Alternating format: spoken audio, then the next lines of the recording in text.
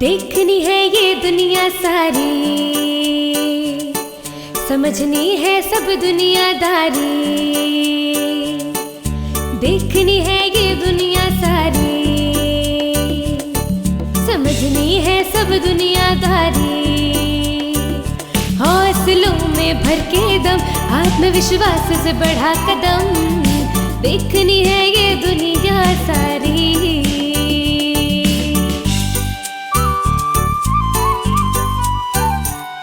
ज़मीन से भी आसमां से भी करने चली हूँ मैं यारी।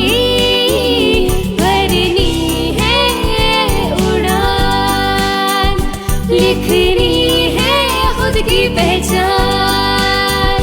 भरनी है उड़ान, लिखनी है खुद की पहचान। हेलो दोस्तों, हाजिर हैं हम चुलबुली बुलबुली के संग जीवन कौशल की नई डगर पर, ताकि आप रहें जिंदगी को पूरे आत्मविश्वास के साथ जीने के लिए तैयार। रूम टू रीड प्रस्तुत करता है जीवन कौशल शिक्षा पर आधारित कार्यक्रम हौसले की डगर। तो चलिए आगे बढ़ते हैं आज की कहानी के साथ। चाय तो हो गई, ये अखबार वाला अब तक नहीं आया क्या? शानू बेटा, जरा देखना, अखबार वाला आज का अखबार डाल के गया है क्या? शानू, ये लड़की भी ना अभी तक नहीं उठी। शानू की माँ, अरे शानू की माँ, ये शानू अब तक सो रही है क्या? नहीं, वो तो कब की जागी हुई है। जागी हुई है? कब से उसको आवाज दे रहा हूं। शानू बेटा, क्या हुआ है? सब ठीक है? सारी किताबें खोल के क्यों बैठी हो? पापा, मुझे क्लास की पढ़ाई करनी है। लेकिन बेटा, तुम्हारी परीक्षा को तो अभी देर है ना, अभी तो 2 महीने बाकी हैं। हाँ पापा, लेकिन मैंने सोचा है कि मैं अभी से सेल्फ स्टडी करूँगी, तो एग्जाम के टाइम मुझे ज़्यादा परेशानी नहीं होगी। सेल्फ स्टडी यानी स्वयं अध्ययन, ये तो अच्छी बात है। फिर टेंशन क्यों लेना? नहीं पापा, वैसे तो टेंशन नहीं है, लेकिन अगले महीने गांव भी तो जाना है नाना नानी के पास। हाँ, वो तो जाना ही होगा। तुम्हारे नाना की तबीयत भी तो ठीक नहीं है कुछ दिनों से। ठीक है बेटा, तुम अपनी सेल्फ स्टडी की तैयारी करो, और हाँ, अगर हमसे कोई मदद चाहिए तो जरूर बताना। जी पापा। और शानू, क्या हुआ? क्या सोच रही है? तुम अपनी पढ़ाई को लेकर चिंता में थी ना? हाँ चुलबुली, सेल्फ स्टडी के लिए मैंने अपना टाइम टेबल तो बना लिया है। उसमें मैंने उन विषयों के ऊपर ज़्यादा जोर दिया है जो मुझे कठिन लगते हैं, जैसे इतिहास और भूगोल। इन सब्जेक्ट्स के लिए मैंने ज़्यादा टाइम भी रखा है अपने टाइम टेबल में।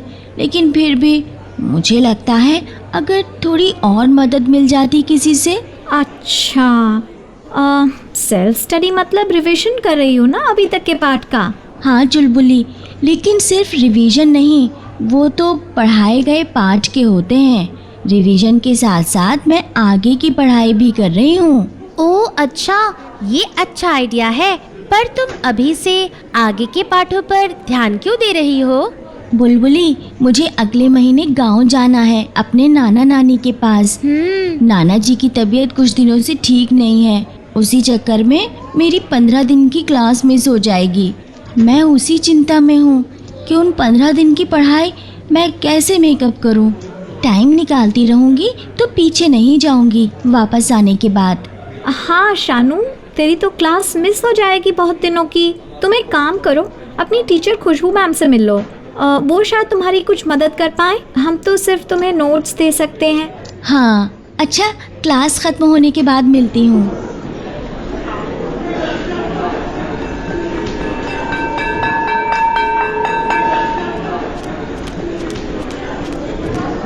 खुशबू मैम। हाँ शानू, बोलो। मैम, आपसे कुछ मदद चाहिए। मैम, मैं आजकल घर में सेल्फ स्टडी करती हूँ ताकि मैं क्लास की पढ़ाई ठीक से समझ सकूँ और पढ़ाई में पीछे ना हो जाऊँ। ये तो बहुत अच्छी बात है शानू। मैम, प्रॉब्लम ये है, मुझे लगता है कि इतिहास और भूगोल में मैं थोड़ा पीछे हूँ और मुझे कुछ चैप्टर्स में थोड़ा अधिक जानने की इच्छा है, इसीलिए आपसे मदद मांगने आई हूँ। शानू, तुम्हारी ये जानने की इच्छा बहुत ही तारीफ करने लायक है।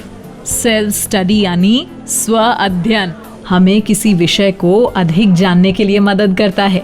इसके द्वारा किसी विषय को पाठ्य पुस्तक या क्लास में टीचर द्वारा दी गई जानकारी से हमें अधिक जानने का मौका मिलता है। मैं तो सभी स्टूडेंट्स को सेल्फ स्टडी करने के लिए प्रोत्साहित करती हूँ ताकि वे उन विषयों को और अच्छे से जान पाएं, है ना? हाँ मैम, और मैम मैंने एक टाइम टेबल बना लिया है। मेरे कठिन सब्जेक्ट्स हैं यानी इतिहास और भूगोल, इनके लिए ज़्यादा टाइम भी दे रही हूँ मैं, लेकिन हो नहीं रहा है। ये तुमने सही कहा है कि कठिन सब्जेक्ट्स को एक्स्ट्रा टाइम दे रही हूँ। एक काम कर सकती हूँ, मैं कुछ बुक्स बता रही हूँ जिनमें आने वाले चैप्टर्स को विस्तार में बताया गया है। वो स्कूल की लाइब्रेरी में मिल जाएंगी। हाँ, बाकी कोई चैप्टर बिल्कुल समझ नहीं आए तो क्लास के बाद पूछ सकती हो, ठीक? जी मैम, थैंक यू। अच्छा सुनो, कल अपना टाइम टेबल लेके आना, ठीक? जी मैम। चलो जाओ। लिखनी है खुद की पहचान। खुशबू मैम, ये लीजिए मेरा टाइम टेबल। हाँ लाओ। इतिहास और भूगोल पर ज़्यादा समय दे रही हो, ठीक है? सब कुछ तो तुमने अपनी समय सारणी में डाल रखा है, पर ये सब सिर्फ तुम्हारी पढ़ाई के लिए है। तुम्हारे खुद के लिए तो टाइम ही नहीं है। हाँ, मैं कुछ समझी नहीं मैम। तुम्हारी समय सारणी में सांस लेने की भी फुर्सत नहीं है तुम्हें। मेरा मतलब यह है कि तुम अभी सिर्फ पढ़ाई और पढ़ाई पर ही ध्यान दे रही हो, जबकि पढ़ाई के बीच में छोटे छोटे ब्रेक होना बहुत ही ज़रूरी होता है। अच्छा मैम। हाँ, सेल्फ स्टडी में अगर ब्रेक नहीं दोगी तो तुम बहुत ही जल्दी थक जाओगी, क्योंकि देर तक पढ़ने पर हमारा शरीर और दिमाग बिल्कुल जल्दी थकने लगता है, समझी?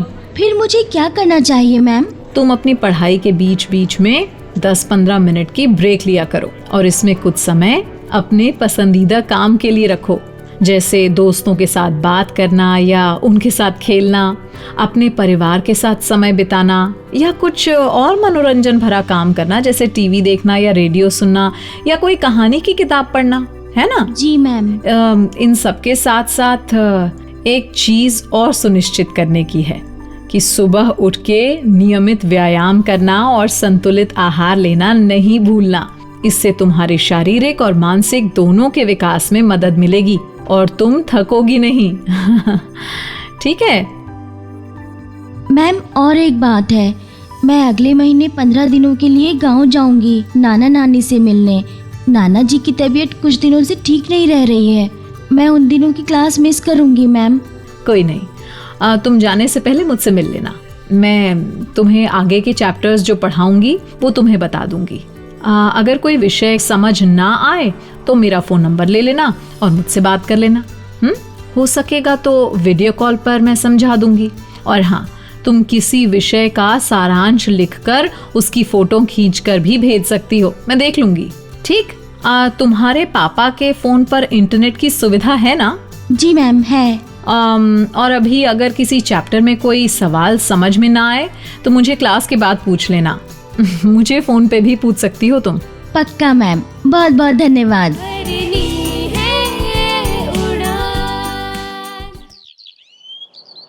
पापा। हाँ शानू बेटा, बोलो।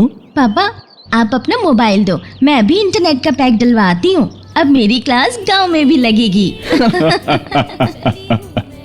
तो दोस्तों, आज के एपिसोड में हमने क्या जाना? स्वयं अध्ययन के साथ खुद के लिए भी समय निकालना जरूरी, तब ही है तैयारी पूरी। भरनी है उड़ान, लिखनी है खुद की पहचान। प्रस्तुति रूम टू रीड।